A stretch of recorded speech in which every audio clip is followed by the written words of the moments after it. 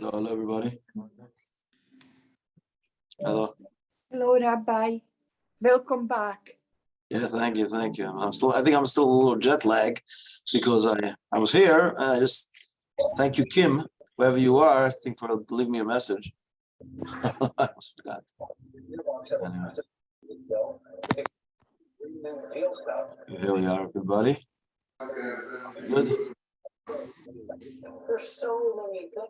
Okay. There we go. Tell you a little bit later more about my trip, but first, just to tell you what today's class is about. Rabbi, before you start, Kabbalah, continue with the Kabbalah of creation.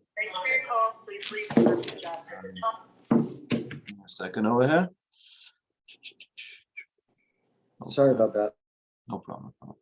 We're doing the Kabbalah of creation, and today we're up to day 2. So last week, 2 weeks ago, we discussed day 1. We spoke about the importance of let there be light, which was a great day. Always light. Everybody enjoys a lot of light. Light is a game changer. We explained what light is. Light is about revelation, and it's revealing the secrets of the Torah. It's the same gematria as Raz. We spoke about how God created the light was so great that God had to put it away for later on and put it into the Torah. And he put that light also in the world to come. But now we come to day 2. On day 2, we have a different approach. In fact, something very, very sad about day 2, because on day 2, God doesn't say for it was good. Every day of creation, he says it's good, besides for day 2. There's nothing about day 2 being good. So all the commentaries ask, why? What's day 2 is like a stepchild. What's wrong with day 2, right? It's like the middle child syndrome. The second child, always have to deal with them. You always have the issues, as the great psychologists say. But why would day 2? God forgot to say it was good. On day 3, he says it was good 2 times, right? Day 4, day 5, day 6 again 2 times. Every day God says it was good, besides for day 2. And so why doesn't God? What happens on day 2? Creation. It says that God created the sky. It says, God says, Yehi rakia, let there be a sky. And basically God separates the waters. It says there shall be a separation between the waters on the earth and the waters that come from the sky, like rains and everything, the water that comes from the sky, right? So there's a separation of the lower waters and the higher waters. Obviously, there must be great mystical ideas of what the lower waters, the higher waters are, but he separates, he creates separation. And it's the first time God creates separation. So on a very superficial level, separation is not a good thing, right?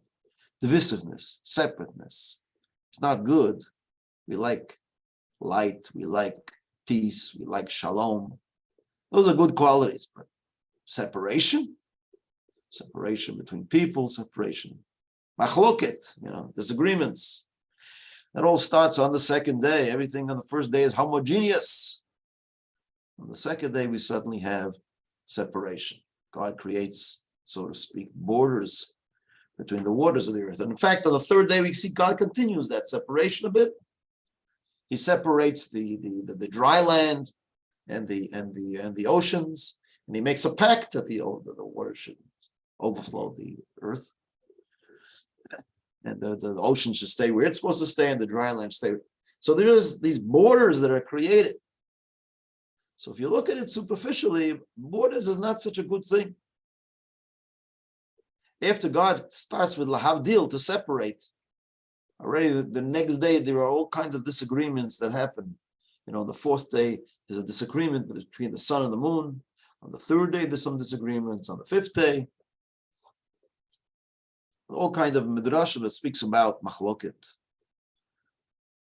Like I said, on a superficial level, separation is not a good thing, but on a deeper level, borders is very important, very good.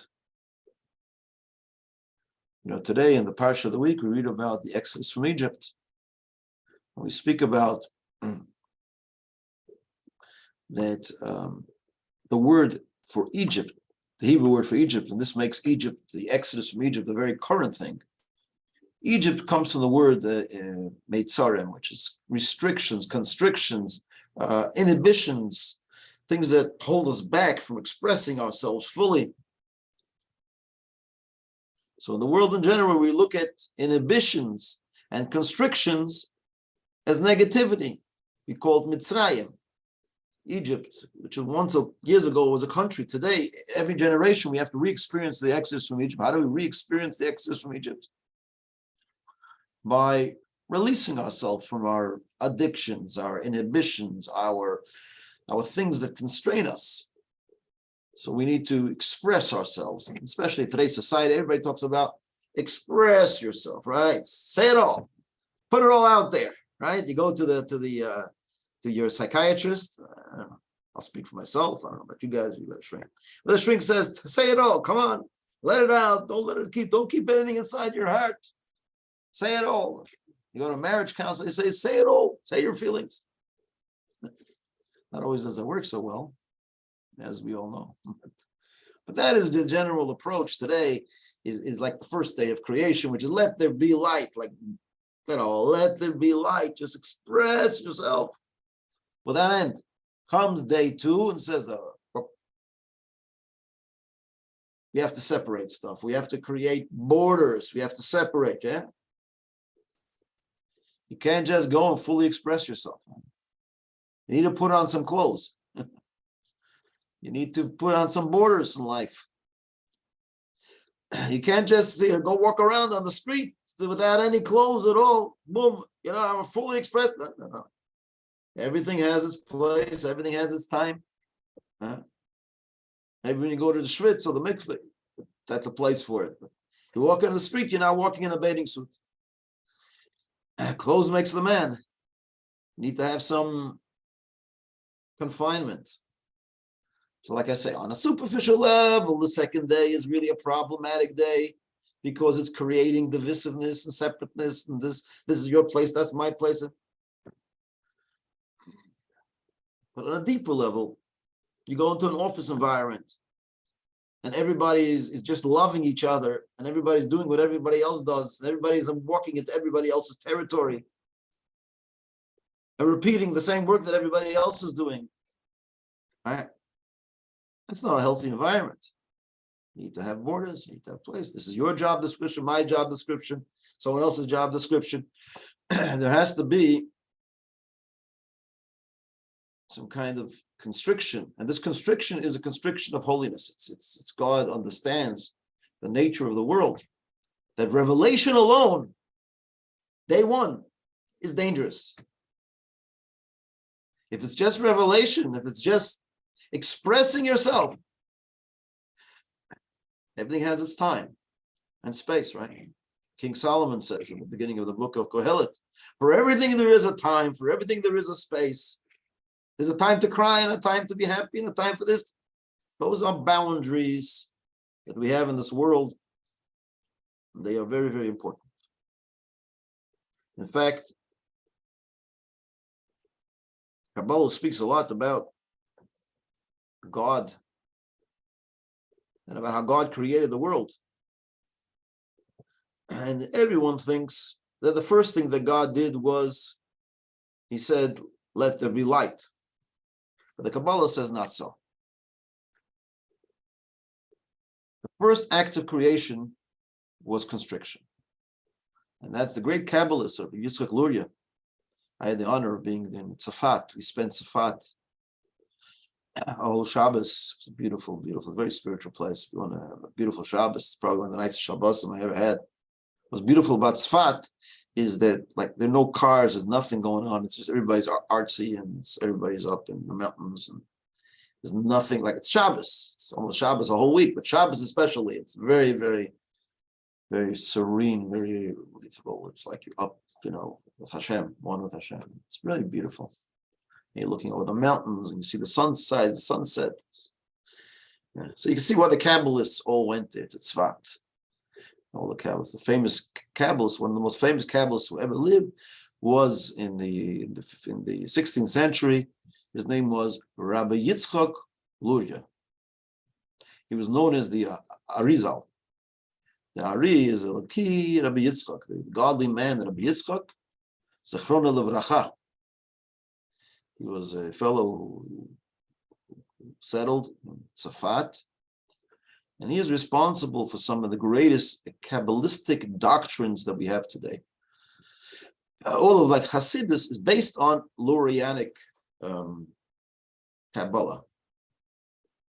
That was a very beautiful place over there in Tzfat. Many synagogues over there, but they used to speak about there was a synagogue where Rabbi Joseph Cairo, who wrote the Shulchan Aruch, he was the Rav in the shul, and the Alshich, famous the Alshich Hakadosh, he was the darshan. He made a lot of drashas, a lot of books that he wrote about different drashas on the parsha. The Rabbeinu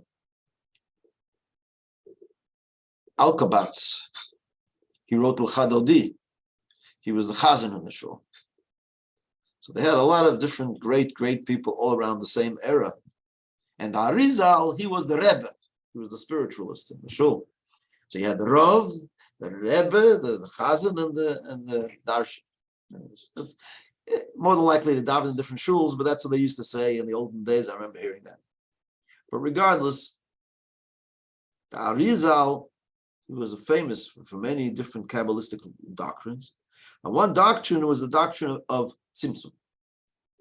Tzimtzum is almost like it sounds. The word Tzimtzum.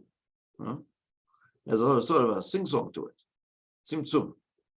Tzimtzum means contractions. Almost like a mother before she gives birth to the child. First there is a tightness, there's a contraction that takes place before the child is born. Rabbi Yitzchak Luria said that the same way in the world, we think that first there was the divine expression of godliness. He says, no, quite the opposite. First there had to be a contraction that came first. So actually the separation of day 2 is more tied in with the first part of creation than day 1. Day 1, as we said, is revelation. Day 2 is separation. And separation comes from Tzimtzum, the doctrine of Tzimtzum. What is Tzimtzum? So Tzimtzum is God has these contractions before he creates the world. Almost like a mother has contractions before she gives birth to a child. And he explains it more carefully. He says that before God created the world, God first had to create a space for the world. With God being everywhere, how is the world going to have an identity? Almost like the child is in the mother's womb. The child is still part of the mother. For the child to become a separate entity, he needs to leave the mother's womb. So the mother has to go through contractions for the child to be able to create its own space, so to speak, its independence. And that's what the process of contractions is when the child develops its independence. And really the child is completely there before it's born. What's the difference between before birth and after birth? The difference is the word independence. For the child to have its independence, it needs to be separate from the mother. Otherwise it has no space. So almost in the same way, God had to create a space for the world before he can bring the world into being. Understand? So the act of confinement, of God removing himself from a space, is actually the first act of creation. Because God was everywhere, so he had to create a space. Now, in Kabbalah, the Arizal relayed that doctrine of Tzimtzum, and for the next few hundred years, everybody was arguing exactly how this works. Because a big question on it. How is God able to create a space that he's not there? But God is everywhere. We always say God is everywhere. So if God is everywhere, where's the space? There's no space. And if there is a true space, can God possibly remove himself from a space? If by definition God is everywhere, that's what God is. He's the omnipresent. He's everywhere. It's almost like the question, can God create a rock that he can't lift? It's a very hard question. All the big philosophers, they sit around and think about this question the whole day. If I can see philosophers, it's a whole day. Can God create a rock that he can't lift? So you say, how can God create a rock that he can't lift? But he's going to be weak then. He can't lift the rock. Right? God is all powerful. How can he create a rock? But if you say God can't create a rock that he can't lift, that means he's weak again because he can't create it. So it's sort of a paradox.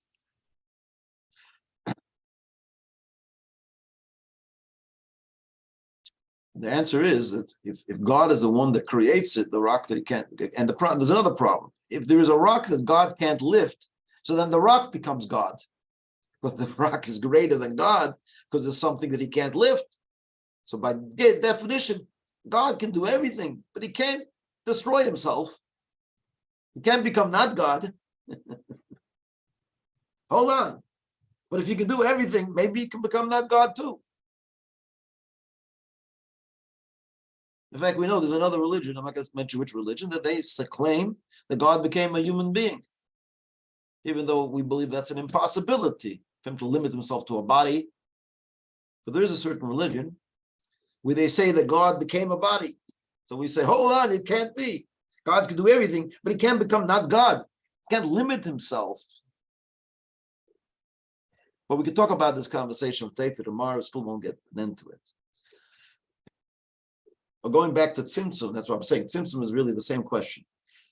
Isaac Luria came up with this idea that God created a space for the world to exist. So everyone says, what, God like sort of shrunk? Can God shrink himself? He's everywhere. He's infinite. Can't shrink himself. So there's a whole bunch of discussions. And Hasidus, it says, no, it doesn't mean that he left the space. He's everywhere. Almost like the same way that we ask the question, is God in the bathroom? So you say, how can God be in the bathroom? Such, it's not a holy place. God only stays in holy places. But obviously God is in the bathroom, because if not, how does that bathroom exist? Everything comes from God. So God is everywhere, including the bathroom. But what happens in the bathroom is that he conceals himself. He's not there in a more revealed way. Maybe in the synagogue he's more revealed, his presence more felt. And in the washroom he's a little bit more. So in Chassidus it says that the concept of tzimtzum is basically, it is a concealment of God. God concealed himself in that space so that the world should have independence, at least in its mind. Truly, we're not totally dependent because God is constantly creating us. But at least in the mind of creation, we don't see God. You look at the world, you have to look a little deeper. You think about it. Obviously, nature is God and everything. But if you look at it, scientists can look at the world and reject God's existence. That's a fair choice that God allows. And we believe that God created the world. He now created a space where you have free choice. And that's the definition of his contraction. Not that he left the space. He concealed himself. It's like someone once a great Rebbe, that he was a little boy. He was hiding, playing hide and seek. He was a very good hider. So he hid so well that everybody finished the game. And he was still hiding. His father ran into him. He sees him hiding in a hiding place. So what are you hiding? He says, playing hide.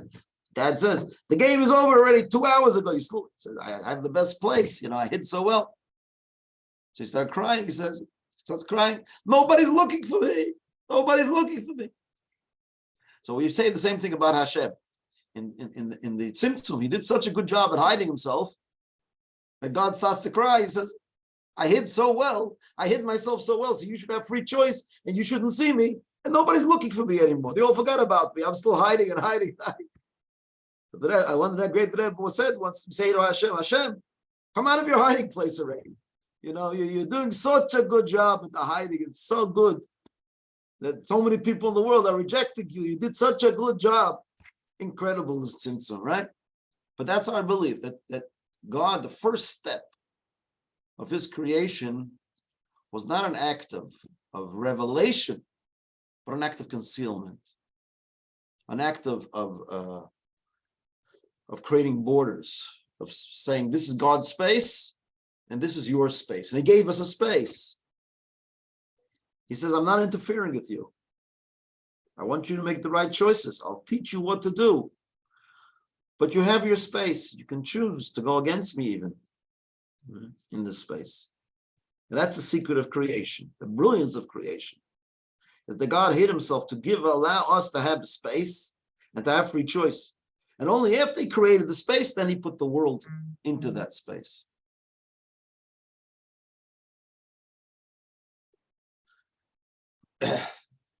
And this is what day 2 represents. Day 1 is about bringing the light. And day 2 that's day 1. Day 2 is about creating borders, creating space for everything, creating lines of demarcation. In Judaism, it's filled with all these kind of restrictions and laws. You can't do this on this day and that day and this and that. And we wonder what's like, there's a special prayer when Shabbos comes. We make Kiddush to sanctify the day. And then when the Shabbos ends, what's the name of the prayer at the end of Shabbos? It's called Havdalah. We had a beautiful Havdalah in Tzvas. Today, Havdalah is a big ceremony that everybody makes, and they even bring out the wine and the candle and the psalmim, and it's a beautiful ceremony. But what's the name of the ceremony? Havdalah. It appears on day 2. Havdalah means separation, demarcation. That if you want to appreciate something holy, you need to know this is holy and this is unholy. And we need to make a line between. To know which animal is kosher, which is not kosher. Which day is elevated, which day is not so elevated. Right? Shabbos is a holy day. So the end of Shabbos, we demarcate the day by creating a space, a line between the two. That's called Havdalah. Just like God on the second day of creation, he divided between heaven and earth. That started all then. He created. He said, "Oh, that's heaven. That's Shamayim up there." Both the physical Rakia and the spiritual Shamayim. It's all part of the same thing. So Hashem demarcated the heavens and the earth. We too need to sort of separate spaces. Same thing as we're taught in Judaism a lot about marriage. If you want to have a successful marriage, you need to give each other space. It's very important. What does space mean? It says a man shall love his wife like himself and honor her more than himself. Honor more than yourself? What does honor mean? As opposed to love means embracing. They're like smothering each other in love. You become one. What is honor? Honor means I give you a space. And why is that more than yourself? So people say, why is it more than yourself? To honor your spouse more than yourself, you should honor them like yourself. You honor them. You open the door for them when they go into the car. I mean, you would love that too. So it's like yourself. You want to be honored too. So it's not more than yourself. But everyone said, what is more than yourself? More than yourself means even when it's counterintuitive. To honor someone more than yourself means that even if it's something that you yourself don't understand, you give them their space. You honor what their opinion. You don't say you have to be like me or you have to agree to me. No. Say you have a different opinion. I appreciate that. I respect that. That's what it means to honor them more than yourself. It means you accept their opinion. Even if it's counterintuitive, you don't get it.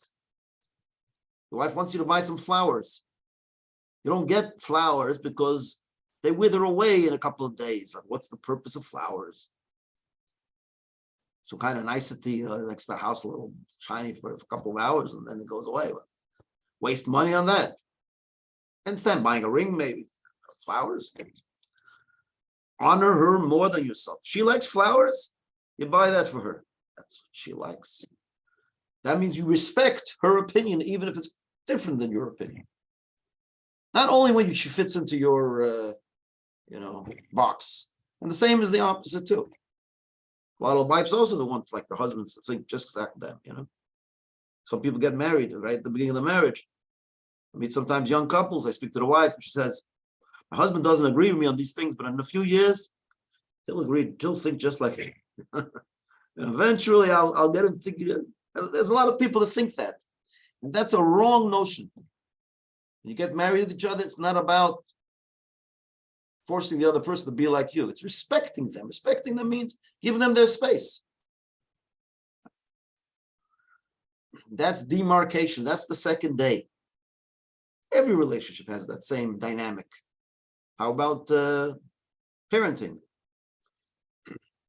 Parents, like sometimes want the kids to be just like they want them to be. And they don't give them any respect for who they are. My child should be a doctor. Child has two left hands. They failed in all the biology courses. You got to be a doctor. Respect them for who they are. See, they have lots of talents. Just maybe not the talents you want them to have. They're different than you, maybe. Maybe they're different than your parents and your grandparents. Respect that. Right? Make the best out of what they had. That's called respecting a child. Same thing as children to parents. It doesn't say love your father and mother. It says honor your father and mother. Why does it say honor your father and mother? Why not love your father? Isn't that a greater thing to love? No. Honor your father and mother means even when your parents are a bunch of grumps and they're grumpy and they say the weirdest things to you. You have a mitzvah to honor them. They're the ones that brought you into this world. Your job is to honor them. To say to your parents, I accept you for what you are. I'm not trying to change you.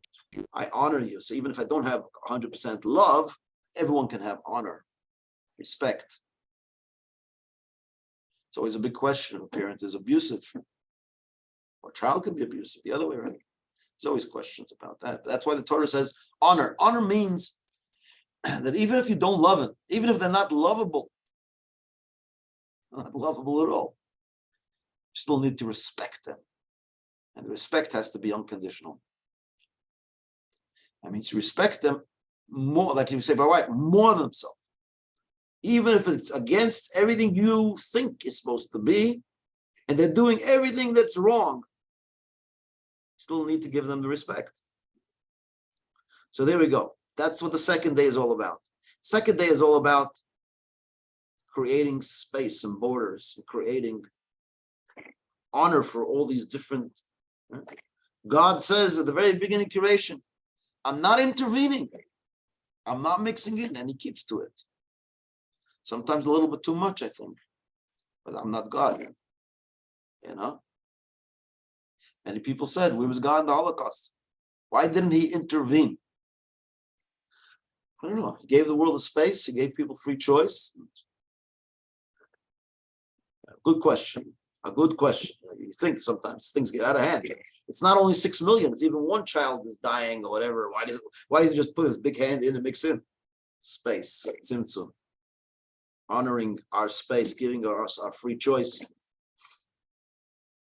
Yeah, good question. Why doesn't it? At some point he should definitely mix in, but he told us at the beginning that's what he plans on doing.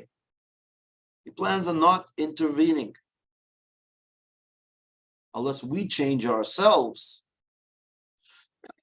and then connect to God more, and then maybe the world will change a bit. But we have that space, and that's a healthy relationship. Right? It's like the parent takes the child and throws them into the swimming pool, watches them learn how to swim. If the parent pulls them right out, he's watching. Yeah, the world's doing a pretty awful job at that. Not only are we not swimming, but we're pulling everybody down with us. But he did give us that space, and he did give us that free choice. That's an important foundation of the whole Torah. Day number 2, lahavdil, to make distinctions, to give space, to create borders. Always healthy. So, ladies and gentlemen, that's the end of my class today. So I hope you had a good time. Day 2. Next week will be Mitzvah Shem. On Thursday, we'll do day 3. We'll do day 3 of creation. We'll start to see some sprouting of the vegetation, and we'll talk what does that mean to us on a spiritual level, on a Kabbalistic level, on a deeper level. By the time we finish, we'll have a good idea why God needed 6 days of creation and a 7-day rest, because every day contributes something which the other day doesn't contribute. Without day 1, without day 2, without day 3, every day was needed because it represents each one a different dimension in what the world is about. Okay, thank you so much all for coming. Thank you, Rabbi. Thank you very much. Anyone has a question? If you have any questions, you can ask. Thank you, Rabbi. Any questions, anybody? Thank you, Rabbi. The word Thank you. respect is very important. Thank you very A much. lot of people don't know it. Thank you very much, Yeah, Rabbi. yeah, yeah. Teach it to the world. You're my shluchim. Go now. Teach it to the world. Thank you, Rabbi. Thank Shabbat you. shalom. Okay. Thank you and welcome back. Thank you. Yes, welcome back. Thank you. All the best. Thank you. Bye bye.